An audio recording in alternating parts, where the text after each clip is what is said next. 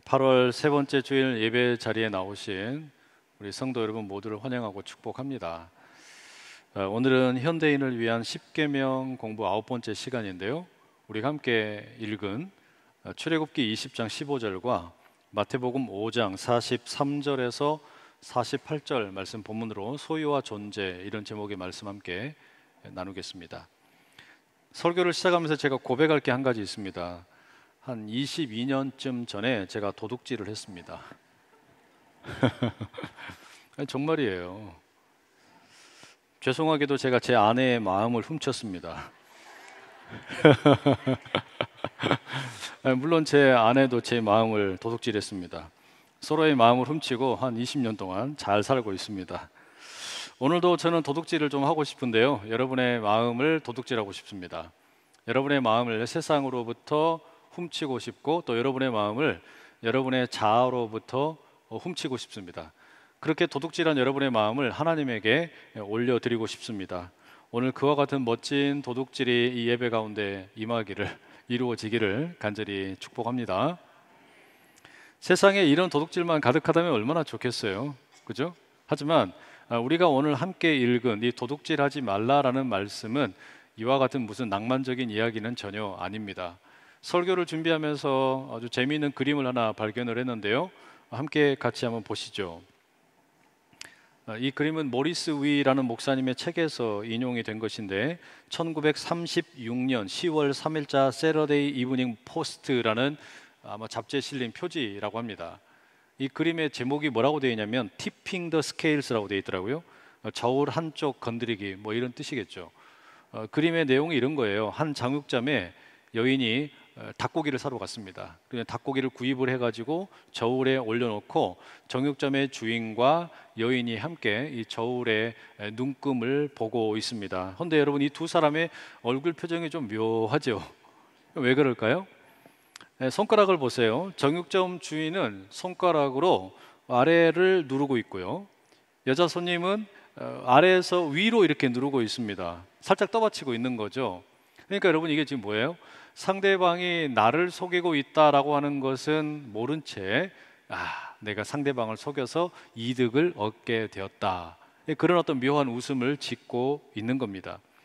이 그림은 도둑질에 대해서 우리에게 여러 가지를 좀 상징적으로 보여주는 것 같습니다.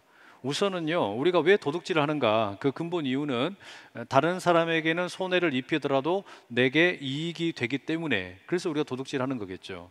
또한 여러분, 이 그림을 가만히 보게 되면 이 도둑질이라고 하는 것이 나도 모르는 사이에 교묘하게 이루어지는 경우가 꽤 많아요. 그러니까 뭐 어마어마하게 커다란 그런 뭐 나라를 팔아먹는 그런 도둑질이 아니더라도 아주 소소하고 작은 그런 도둑질들이 꽤 많이 있다는 이야기입니다. 그걸 인식하지 못하는 것 문제가 되겠죠. 또 설령 그와 같은 작은 도둑질을 자신이 했다라고 하는 것을 인정을 해도 많은 경우에 사람들이 어떻게 반응합니까? 나는 좀도둑이다, 진짜 나쁜 도둑놈들은 따로 있다, 저기 감옥에 가봐라, 그리고 감옥에도 가지 않고 진짜 왕 도둑놈들은 떵떵거리며 잘 살고 있다, 이렇게 생각하는 경우가 되게 많아요. 그러지 않습니까, 여러분? 실제로 그런 것 같습니다. 바로 그런 점에서 오늘 본문의 이 말씀이 참 흥미로워요. 하나님께서 주신 십계명의 8번째 말씀, 도둑질하지 말라, 한 문장으로 되어 있습니다. 앞서 우리가 이 십계명 데칼로그 6번째 말씀, 살인하지 말라라는 말씀을 나눌 때도 그런 이야기 드렸는데요, 이 말씀의 경우에도 목적어가 없어요.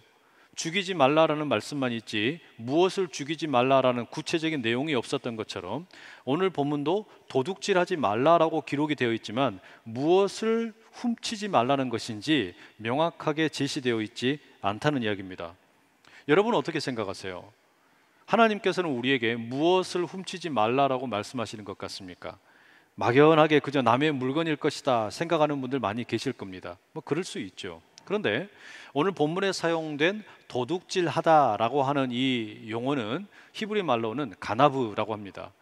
이 용어가 구약 성경에서 어떻게 쓰이는지를 한번 살펴보게 되면 도둑질의 대상이 무엇인지를 우리가 알 수가 있어요. 조사를 해놓고 보니까 대단히 광범위합니다. 소나 양과 염소와 같은 가축을 도둑질합니다. 때로는 은과 금과 같은 보석을 도둑질합니다. 이웃의 돈이나 물품을 도둑질해요. 여기까지는 우리가 뭐 쉽게 알 수 있는 그런 종류의 어떤 절도라고 할 수 있겠죠. 그런데 이게 전부가 아니에요. 요셉의 형들이 요셉을 미디안 상인들에게 팔아버립니다. 사람을 도둑질해가지고 인신매매했다는 이야기예요. 심지어 사람의 시신을 도둑질하는 이야기도 성경에 나옵니다. 더 흥미로운 것은 다윗의 아들 압살롬의 경우인데, 압살롬이 성문 앞에 있다가 재판을 받으러 나오는 다윗 왕에게 나오는 사람들을 따뜻하게 대해줍니다.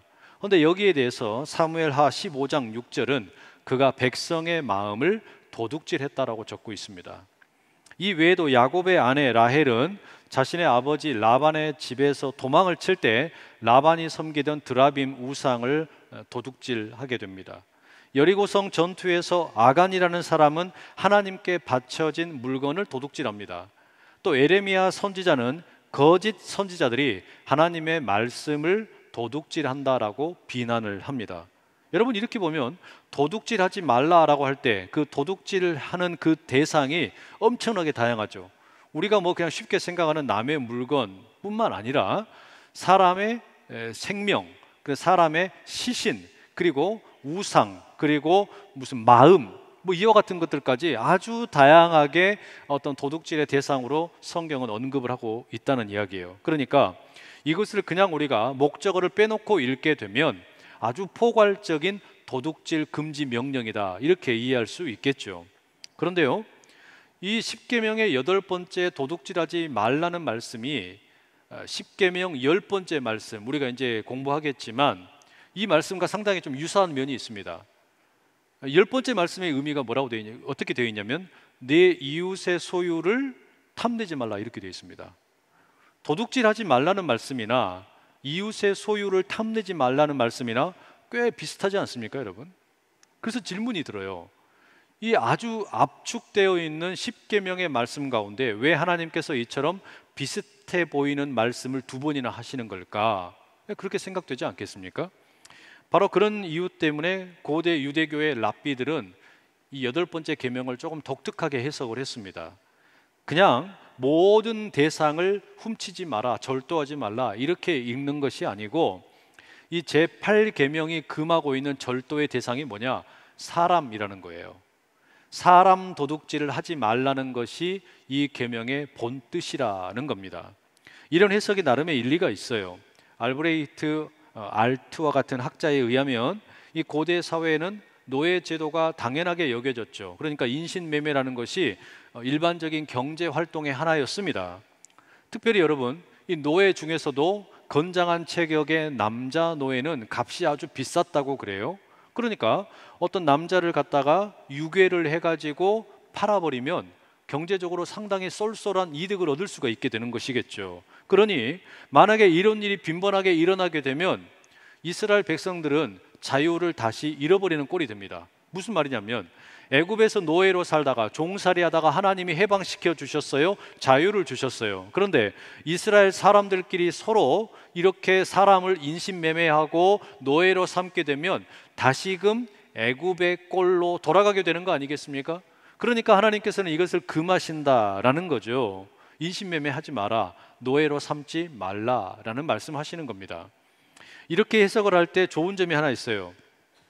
5번째 계명부터 이어지는 내용은 우리가 사람과 사람 사이에서 지켜야 할 계명이다, 이렇게 이야기합니다. 그래서 부모를 공경하라, 사람에 대한 것이죠. 살인하지 말라, 사람에 대한 겁니다. 간음하지 말라, 결혼 생활, 사람에 대한 거예요. 그리고 이어지는 8번째 도둑질하지 말라라고 하는 것도 그냥 일반적인 물건을 절도하지 말라는 것이 아니라 사람을 도둑질하지 말라, 이렇게 읽게 되면 흐름이 사람에게 초점이 맞춰지게 됩니다. 그런 점에서 바람직한 해석이라고도 할 수 있어요. 근데 일부의 학자들은 그렇게 동의를 하지 않습니다. 왜냐하면 만약에 하나님께서 사람 도둑질을 하지 말라 이렇게 말씀하려고 했다면 그냥 도둑질하지 말라 이렇게 적으시는 게 아니라 사람이라는 표현을 명시하시면 되었다는 거죠. 근데 그게 없다는 거예요. 그러니까 이 말씀은 사람 도둑질만을 가리키는 게 아니라 모든 종류의 도둑질을 다 금하는 것이다, 그렇게 해석해야 한다라고 말하는 분들도 있어요. 그러니까 여러분, 사람 도둑질로 해석을 할 것이냐 아니면 모든 종류의 절도를 금하는 것이냐, 이 둘 가운데 하나를 택하게 되면 이제 8번째 해석의 입장이 조금씩 달라지게 됩니다. 오늘 여러분, 그럼 우리는 이걸 어떻게 이해하면 좋을까요? 저는 여러분들에게 이 8번째 계명을 사람 도둑질을 금하는 말씀으로 좀 말씀드리려고 그래요. 왜냐하면 10번째 계명에 이웃의 소유를 탐내지 말라는 것이 또 나올 것이기 때문에 그때 가서 우리가 나머지 다른 내용은 다룰 수 있기 때문입니다. 자, 그러면 사람 도둑질을 금하는 것이다, 이 8번째 말씀이 그런 것이라면 사람 도둑질이라는 게 어떤 걸까요? 조금 더 구체적으로 살펴볼 필요가 있겠죠. 먼저는 여러분, 도둑질이 뭔지 한번 생각을 해보세요. 도둑질이라고 하는 것은 남에게 허락을 받지 않고 상대방의 소유를 장소 이전을 시키는 겁니다. 그러죠? 그러니까 본래는 남의 소유, 그러니까 상대방의 주머니에 있던 지갑을 내가 허락도 받지 않고 그냥 내 주머니로 공간 이동을 시키는 거예요. 그럼 어떻게 돼요? 그게 도둑질이라는 이야기입니다. 그게 도둑질이죠. 자, 그렇다면 도둑질이라고 하는 것은 결국은 물건을 훔치는 겁니다. 물건을 훔친단 말이에요. 사람의 도둑질 역시 마찬가지입니다. 사람을 물건처럼 취급하고 훔치는 것, 이게 사람 도둑질입니다. 그러니까 사람을 물건으로 대우한다는 이야기예요. 사실 여러분, 어떤 의미에서 사람들은요, 사람을 갖고 싶어 합니다. 사람을 소유하는 것을 최고로 좋아하는 것 같기도 해요. 왜 그런가 하면 사람들에게는 소유에 대한 욕심이 있는데 아무래도 무생물보다는 생물, 살아있는 것을 좋아하고요, 살아있는 것을, 특별히 죽은 상태보다는 완전히 팔팔하게 살아있는 것을 더 좋아한다라는 이야기입니다.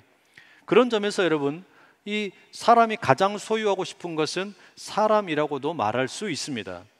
이런 일이 고대 사회에는 빈번하게 일어났다는 거죠. 인신매매를 합니다. 그리고 노예 제도가 있습니다. 그래서 사람을 내 소유로 만드는 것, 아무런 문제가 되지 않아요. 조선시대 작자 미상의 소설인 심청전에서도 딸 심청이가 아버지를 위해서 자기 스스로를 팝니다. 자기를 공양미 300석에 넘긴다는 이야기예요. 그런데 여러분, 지금은 그렇지가 않잖아요. 과거에는 노예제도가 있었고 인신매매라고 하는 것이 가능했을지 모르지만 현대 사회는 법적으로 그런 일들이 금지되어 있습니다. 물론 어떤 폭력적으로 범죄를 행하면서 유괴를 한다든지 이런 일이 있을 수는 있습니다. 하지만 이제는 합법적으로 노예제도라든지 또는 인신매매가 금지되어 있는데 사람 도둑질이라고 하는 것을 금한다는 거, 이것은 단지 그러면 유괴를 하지 말라는 그 정도의 말씀일까요? 그렇지는 않은 것 같아요. 이 말씀이 오늘 우리에게 조금 더 새로운 의미를 가질 수가 있습니다. 무슨 말이냐? 오늘날에도 다른 종류의 사람 도둑질이 일어날 수 있다라는 말씀이에요. 사람이 물건으로 취급될 수 있다는 이야기입니다. 사실 여러분, 이것은 아주 우리 주변에서 많이 벌어지는 일입니다. 예를 들어보면 이런 거죠. 요즘에 청년들은 취업을 준비하면서 자신의 스펙을 쌓습니다. 근데 이 스펙이라는 말은 본래 영어 단어 스페시피케이션의 약자입니다. 이 스펙이라는 게 본래 사람에게 쓰는 것이 아니죠. 어떤 기계라든지 물건의 어떤 성능을 수치화시킨 것을 우리가 스펙이라고 부릅니다. 스마트폰이 있어요. 근데 이 스마트폰의 성능이 어느 정도나 되느냐, 배터리의 지속 시간은 어느 정도 되는지, 무게는 어느 정도나 되는지, 또 통화의 품질은 어느 정도인지, 카메라의 성능은 어느 정도인지, 이와 같은 것을 계량화해서 수치화한 것을 우리가 스펙이라고 부릅니다. 그러니까 스펙이라고 하는 것은 물건에 쓰는 거예요. 기계에나 적용시키는 단어입니다. 그런데 지금은 여러분, 우리가 아무렇지 않게 사람에게 스펙이라는 말을 쓰고 있어요. 사람에게 스펙이라고 하는 것을 그냥 적용을 시킵니다. 취업을 준비하는 청년이 스스로를 상품으로 만든다는 이야기예요. 그리고 회사는 그 상품의 스펙을 보고서 구매를 할 것인지 말 것인지 결정을 하는 세상입니다. 이게 여러분, 지금 자본주의 사회에서 그냥 너무나 흔하게 벌어지는 일이에요. 어젯밤 8시 30분에 잉글랜드 프리미어리그 축구 경기가 있었습니다. 토트넘과 울버햄튼의 경기였어요. 토트넘에는 손흥민 선수가 뛰고 있고 울버햄튼에는 황희찬이라는 선수가 뛰고 있습니다. 그런데 여러분, 이 토트넘이라는 팀을 한번 생각을 해보세요. 손흥민 선수를 비롯해서 전 세계에서 축구를 잘한다라고 하는 선수들이 대거 그 팀에 소속이 되어 있습니다. 모든 선수들은 각자 자신의 몸값이 매겨져 있습니다. 이 몸값은 시장의 가치를 따라서 고정되어 있는 게 아니라 날마다 변합니다. 과거의 활약상과 미래의 활약에 대한 어떤 기대치가 반영된 몸값이 정해지는 거예요. 그래서 여러분, 우리가 스포츠 신문에서 손흥민의 몸값이 뭐 1,000억이다, 뭐 프리미어리그 전체에서 뭐 5번째다, 10번째다 이런 이야기를 듣게 되죠. 여러분, 이게 뭡니까? 축구 선수가 상품이라는 이야기예요. 축구 선수는 이 구단에 의해서 구입을 할 수도 있고 또 매각을 할 수도 있는 그런 종류의 상품으로 전락해 버린 겁니다. 이런 일이 지금 자본주의 사회에서는 너무나 쉽게 일어나고 있습니다. 이렇듯 다른 인간을 돈의 가치로 환산을 해가지고 돈을 주고 소유하려고 하고, 또 수많은 사람들이 자기 스스로를 물건으로 상품화 시켜서 다른 누군가의 소유가 되고 싶어 합니다. 이게 자본주의 체제예요. 이러다 보니까 사람들은 순간적으로는 만족하는 것 같지만 이 과정에서요, 존재를 잃어버려요. 자기 자아를 상실하는 겁니다. 이런 일들이 너무나 쉽게 일어나는 겁니다. 이것은 여러분, 비단 노동자들, 근로자들에게만 해당하는 이야기가 아니에요. 이것은 경영자들에게도 마찬가지입니다. 회사를 경영하는 오너든지 또는 노동자이든지 이들 모두가 이와 같은 어떤 인간을 물건 취급하는 과정 가운데서 자아 상실을 경험합니다. 회사를 경영하는 사장은 어떻습니까? 근로자를 사고 팔면서 내 마음대로 인간들을 부릴 수 있다고 생각을 해요. 그 가운데서 어떻게 되는 겁니까? 인간성을 상실해 버립니다. 근로자들은 어떻습니까? 자기의 몸값이 정해집니다. 그 몸값을 따라서 나를 사주는 데가 있으면 고맙고 내가 이제 값어치가 없으면 퇴출되는구나, 이렇게 생각이 되는 겁니다. 이런 과정에서 대부분의 현대인들은 자기도 모르게 자기 상실을 경험하는 겁니다. 자아가 없어져 버리는 거예요. 내가 돈의 어떤 논리에 의해서 결정되는 소유물이 되어버리는 겁니다. 물건이 되어버린다는 이야기예요. 바로 그런 점에서 여러분, 사람 도둑질이라고 하는 것은 단순하게 무슨 유괴라든지 아니면 인신매매만을 의미하는 게 아닙니다. 하나님의 이 말씀은 사람이 소유물로 간주되는 일체 행위를 하지 말라는 거예요. 사람을 물건처럼 취급하는 것을 하지 말라는 이야기입니다. 왜 그렇습니까? 하나님께서는 저와 여러분 모두를 다 하나님의 형상을 따라 지으셨기 때문입니다. 우리가 건강하든지 연약하든지 돈이 많든지 적든지 또는 많이 배웠든지 적게 배웠든지 간에 우리는 물건이 아니에요. 우리 모두는 다 하나님의 형상을 따라 지음받은 인격체라는 말입니다. 그러니 사람을 물건 취급하는 어떠한 일도 용납하지 않겠다. 이게 여러분 하나님의 말씀이에요. 현대사회에서 이 자본주의 체제 가운데 이와 같이 사람이 물건이 되어버리고 소유물이 되어버리는 이런 일에 대해서 일찍이 에리히 프롬이라는 학자가 소유냐 존재냐라는 책에서 다룹니다. 그는 사람이 삶을 살아가는 태도는 크게 두 가지가 있다고 이야기해요. 소유 양식이 있고 존재 양식이 있다라고 이야기합니다. 소유 양식이라는 것은 앞서 말씀드린 것처럼 재산이나 지식이나 권력이나 명예나 이런 것들을 소유하는 것이 인생의 목적이고 이것을 잃어버리는 것을 너무너무 두려워하는 삶의 태도입니다. 반면에 존재 양식은 그런 게 아니에요. 소유에 집착을 하는 게 아니라 내 어떤 있음, 나의 존재 자체, 상대방의 있음 그 자체를 기뻐하고 즐거워하는 겁니다. 이게 존재 양식이라고 말할 수 있어요. 에리 프롬이라는 이 학자에 의하면 인류의 역사를 가만히 보니까 점점 더 사람들이 존재 양식으로부터 소유 양식으로 변질되어 가더라라고 말합니다. 특히 농경 사회에서 산업화 사회로 빠르게 발전을 하면서 오히려 사람들은 존재 양식을 버려버리고 소유 양식으로 갈아타더라라는 겁니다.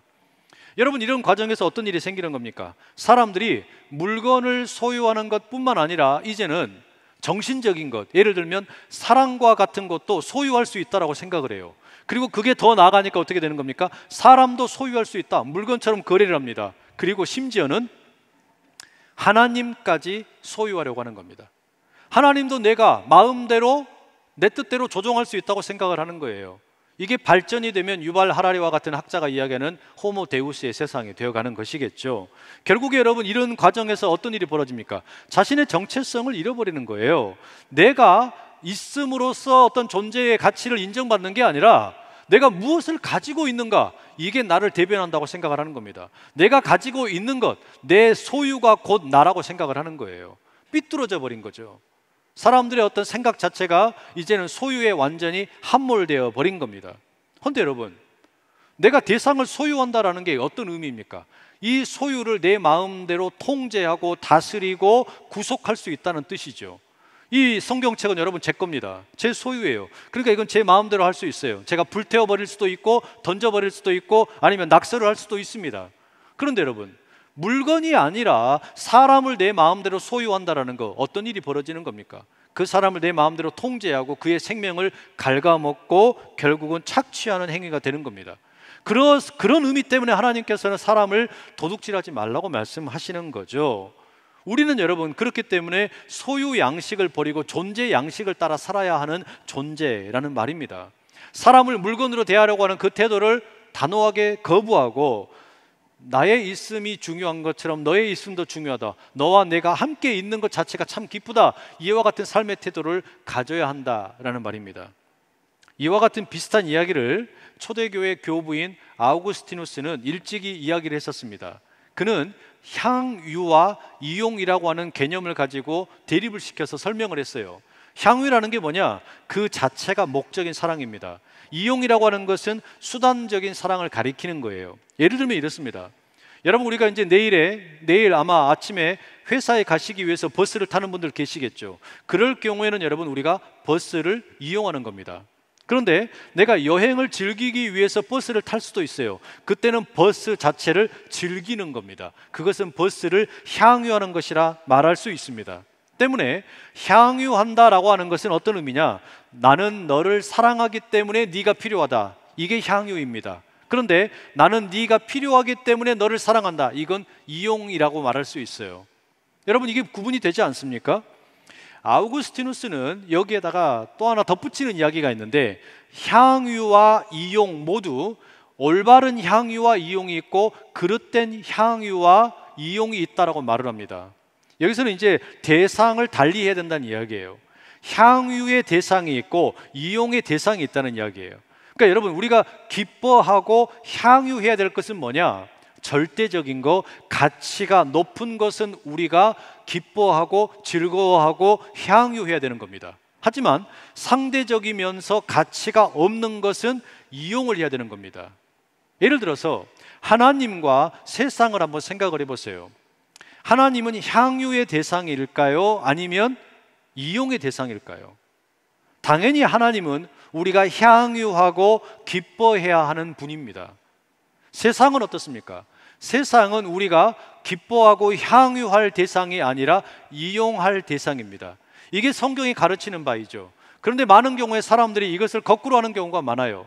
향유해야 할 것은 이용을 하고 이용해야 할 것은 향유하는 경우가 많다는 이야기입니다. 예를 들어 사람들이 하나님을 향유하기 위해서 세상을 이용하는 게 아니라 세상을 기뻐하고 세상을 향유하기 위해서 하나님을 이용하는 경우가 부지기수입니다. 바로 그런 이유 때문에 아우구스티누스는 건강한 신앙과 그릇된 신앙에 대해서 이렇게 이야기합니다. 건강한 신앙인은 하나님을 향유하기 위해 세상을 이용한다. 반면에 악한 자들은 세상을 향유하기 위해 하나님을 이용하려 한다. 무게감 있는 이야기죠. 자, 이와 같은 이해를 바탕으로 여러분 이제 사람에 대해서 생각을 해보세요. 사람은 그렇다면 우리가 기뻐하고 또 향유해야 할 대상일까요? 아니면 이용해야 할 대상일까요? 당연히 하나님은 우리에게 말씀을 하십니다. 사람은 이용할 대상이 아니라 사랑하고 또 향유하고 기뻐해야 할 대상이라고 말입니다. 왜냐하면 하나님께서 하나님의 형상을 따라 저와 여러분을 지으셨기 때문입니다. 내 옆에 있는 사람에게는 하나님이 보인다는 이야기예요. 그렇기 때문에 그는 이용의 대상이 아니라 향유하고 기뻐할 대상이라는 겁니다. 여러분, 이걸 조금 더 쉽게 말씀드리면 이런 겁니다. 우리가 부모가 되어서 이제 그 출산을 하는 자리에서 이제 막 태어난 그 갓난 아이를 보면 어떻습니까? 너무너무 감격스럽잖아요. 그럼 부모는 어떻게 반응을 합니까? 아가야, 우리 집에 와줘서 고마워. 엄마와 아빠에게 와줘서 고마워. 너무너무 기쁘다. 너무너무 감사하다. 이게 뭐예요? 자녀를 향유하는 거예요. 자녀를 기뻐하는 거예요. 근데 이 자녀가 이제 좀 성장을 하면 어떨 때가 많습니까? 아이, 공부 좀 해라. 넌 누굴 닮아서 이렇게 미련하니? 네가 이제는 공부를 많이 해서 출세해가지고 엄마 아빠에게 효도해야 될 거 아니냐? 이건 뭐가 된 겁니까? 이제는 자녀를 향유하고 기뻐하는 게 아니라 자녀를 이용하는 겁니다. 이때 자녀에게 어떤 일이 벌어지는 거예요? 부모의 욕망이 투영되는 거예요. 여러분, 그러니까 처음에는 존재 자체로서 기뻐하는 향유의 대상이었던 자녀가 시간이 지나면서 얼마든지 소유의 대상이 되어버리고 이용의 대상이 되어버릴 수 있다는 이야기예요. 이게 여러분 우리의 삶에 얼마든지 일어나는 일입니다. 자, 그럼 여러분 마지막으로 우리가 생각할 게 있어요. 어떻게 해야 우리가 사람 도둑질을 안 할 수 있을까요? 다시 말하면 사람을 물건 취급하거나 소유물처럼 취급하는 게 아니라 사람을 인격체로 존중을 하고 그리고 그 존재 자체를 기뻐할 수 있겠느냐라는 겁니다. 예수님의 오늘 말씀에서 우리가 좀 답을 찾을 수가 있습니다. 예수님께서 사람들에게 율법을 새롭게 해석을 해주십니다. 이렇게 말씀하시죠. 여러분들은 아마 과거에 율법에 대해서 이렇게 이야기를 들었을 겁니다. 내가 원수는 미워해도 된다. 그리고 이웃은 사랑해라고 말씀을 들었을 겁니다. 그러나 나는 여러분들에게 새롭게 말씀합니다. 내 이야기를 잘 들으세요. 원수를 사랑하십시오. 그리고 여러분을 박해하는 자를 위해서 기도하십시오. 예수님께서 이렇게 가르치시는 거예요. 그리고 이어서 마태복음 5장 45절에 이런 말씀을 하십니다. 이같이 한즉 하늘에 계신 너희 아버지의 아들이 되리니 이는 하나님이 그 해를 악인과 선인에게 비추시며 비를 의로운 자와 불의한 자에게 내려주심이라. 앞부분에 있는 내용이 중요해요. 우리가 원수를 사랑하고 박해하는 자를 위해서 기도하게 되면 그때 비로소 우리가 하나님의 자녀가 된다는 거예요. 왜냐? 하나님의 사랑의 방식을 따라하기 시작했기 때문입니다. 하나님의 사랑의 방식이 뭐냐? 하나님께서는요, 악한 자와 선한 자에게 골고루 해를 비추시는 분입니다. 하나님은 의로운 자와 불의한 자에게 비를 동일하게 똑같이 내려주시는 분이라는 거예요. 그게 하나님의 사랑의 방식이라는 겁니다. 그래서 48절에 예수님 이렇게 말씀하세요. 그러므로 하늘에 계신 너희 아버지의 온전하심과 같이 너희도 온전하라. 이걸 조금 달리 표현하자면 하나님의 온전한 사랑처럼 여러분의 사랑도 온전해지면 좋겠다는 말씀입니다. 여러분의 사랑이 온전해지면 좋겠다. 하나님의 사랑이 어떠한 것이기에 우리에게 이 사랑을 권면하는 겁니까? 아우구스티누스는 하나님의 사랑을 삼위일체의 존재 양식으로부터 설명을 합니다. 하나님의 사랑이시다. 요한 1서에 나오는 말씀이죠. 하나님의 사랑이라는 게 어떤 뜻일까요? 삼위일체, 성부 하나님, 성자 예수님, 성령님, 이 세 위격 가운데 아구스티누스의 이야기는 이렇게 됩니다. 하나님은 사랑을 하는 자입니다. 성자 예수님은 사랑을 받는 자입니다. 성령은 그 사랑의 힘이라고 묘사를 합니다. 이게 삼위일체 하나님의 사랑의 방식이에요. 성부 하나님은 사랑을 하시는 분, 성자 예수님은 사랑을 받으시는 분, 성령님은 사랑의 힘으로 존재하신다는 거예요. 그러면 여러분, 삼위일체로 계시는 하나님에게는 이게 모순처럼 보입니다. 왜냐하면 사랑을 하면서 사랑을 받기 때문입니다. 그죠? 하나님은 사랑을 하시면서 동시에 사랑을 받으시는 분으로 이렇게 나오는 거예요. 근데 이게 하나님의 사랑의 방식입니다. 이게 무슨 이야기냐면요, 여러분, 하나님께서 여러분을 사랑하십니까? 하나님께서 여러분을 사랑하신다. 자, 왜 사랑을 하실까요? 여러분에게 무슨 자격이 있어서 사랑을 하십니까? 여러분이 뭔가 돈이 많아서, 지적으로 뛰어나서, 뭔가 흠이 없어서 사랑하시냐? 그게 아니잖아요. 우리가 신앙을 고백할 때 뭐라고 말합니까? 하나님, 이처럼 죄인, 이렇게 죄 많은 나를 사랑해 주셔서 감사합니다. 우리 이렇게 말하죠. 죄인인데 사랑해 주신다는 거예요. 내게 아무 능력이 없는데, 내가 사랑받을 자격이 없는데 사랑해 주신다는 거예요. 내가 원수인데, 하나님의 원수인데, 하나님을 멀리하고 하나님을 대적했던 그런, 하나님이 없다고 말했던 나인데 하나님이 나를 사랑하신다는 거예요. 이게 말이 됩니까? 말이 안 되잖아요. 도대체 하나님 나를 왜 사랑하시는 거예요? 왜냐? 하나님이 죄인된 나를 사랑하시는 이유는, 내가 아무 능력이 없는데, 내가 사랑받을 자격이 없는데 사랑해 주신다는 거예요. 하나님의 사랑의 방식입니다. 예수님께서 이렇게 말씀하세요. 그러므로 하늘에 계신 너희 아버지의 온전하심과 같이 너희도 온전하라. 이게 무슨 이야기냐면요, 여러분, 하나님의 사랑이 내가 사랑받을 만한 자격이 있어서가 아니라 하나님이 사랑하시는 것이 곧 하나님이 사랑받으시는 것이기 때문이에요. 이걸 여러분 앞서 말씀드린 부모와 자녀의 관계로 한번 생각을 해보세요. 부모가 자녀를 사랑합니다. 자녀가 무슨 능력이 있어서 사랑합니까? 아니에요. 자녀는 너무나 나약합니다. 맨날 똥 쌌다고 울죠. 배고프다고 울죠. 혼자 있다고 울죠. 덥다고 울죠. 맨날 울어 제끼는 거예요. 그런데 부모는 그런 이 아이를 돌보면서 너무너무 즐거워합니다. 너무너무 기뻐합니다. 그 아이를 사랑을 쏟아 부어서 돌봅니다. 왜냐? 그 아이에게 사랑을 쏟아 붓는 게 곧 자기를 사랑하는 거예요. 그게 부모의 사랑입니다.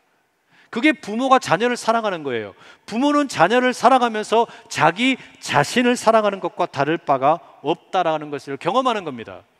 여러분, 하나님께서, 아니 예수님께서 하나님의 온전한 사랑을 우리에게 본받으라고 하는 것, 그게 이와 같은 겁니다. 내가 누군가를 사랑한다라는 것은 곧 나를 사랑하는 일이 되는 겁니다. 사랑하는 것이 곧 사랑받는 일이라는 이야기예요. 이렇게 되면 우리가 사랑 못할 자가 없다는 이야기예요. 원수를 사랑하라? 원수에게 무슨 자격이 있어서 사랑하고 말고 결정되는 게 아니라 저 사람이 어떤 존재인지 상관없이 나는 사랑하게 될 때 나를 사랑하는 겁니다. 내가 누군가를 사랑하게 될 때 내가 사랑받는 거란 이야기예요. 그러면 이와 같은 사랑이 우리 가운데서 일하게 되면, 이와 같은 사랑이 우리 안에서 역사하게 되면 우리는 더 이상 사람을 소유물로 여기지 않는 겁니다. 저 사람이 얼마나 이용 가치가 있나, 저 사람에게 얼마나 능력이 있는가, 이것을 가지고 이용을 하는 게 아니에요. 그럼 어떻게 하는 겁니까? 저 상대방을 있는 것 자체로, 존재 자체로 기뻐하고 향유할 수 있게 된다는 이야기입니다. 이게 진정한 사랑이라는 이야기예요. 저 사람의 어떤 능력과 가능성을 보고, 어떤 돈의 어떤 능력을 보고 좋아하고 사랑하고 판단하는 것, 그건 이용이에요. 그러나 저 사람에게 무엇이 있고 없음에 상관없이 그냥 있는 것 자체로, 존재 자체를 즐거워하고 기뻐하는 거, 이게 여러분 향유라는 겁니다. 이때 비로소 여러분 우리는 진정한 이 사랑, 이걸 경험하게 되고, 더 나아가서는 사람을 물건으로 또는 소유물로 대우하는 것이 아니라 하나의 인격체로 하나님의 형상을 따라 지음받은 하나님의 사람이라는 것을 깨달아 알게 된다라는 겁니다. 바로 그때 여러분 우리는 자기중심적인 이기적인 사랑을 버리게 되고 탐욕을 버리게 되고 진정한 사랑을 발견하게 될 것입니다. 여러분, 우리가 하나님의 형상대로 지음받았습니다. 때문에 우리는 내 옆에 있는 사람을 하나님의 형상대로 지음받은 존재이기 때문에 그 사람을 기뻐하고 즐거워합니다. 향유합니다. 이것이 마땅한 것입니다. 사람을 사람으로, 사람을 기뻐하고 즐거워하는 향유의 대상으로 여길 줄 아는 우리 모두 될 수 있기를 간절히 축복합니다. 기도하겠습니다. 사랑하는 하나님 아버지, 하나님께서는 우리를 하나님의 형상을 따라 지으셨습니다. 그럼에도 불구하고 우리는 사람을 이용 가치로, 그가 가지고 있는 능력을 보고 소유의 대상으로 생각할 때가 참 많습니다. 하나님께서 사람을 그렇게 대하지 말라 하셨사오니 상대방의 있음 자체를 즐거워하고 기뻐하는 향유의 은혜가 우리 가운데 임하게 하여 주시옵소서. 예수님의 이름으로 기도드립니다. 아멘.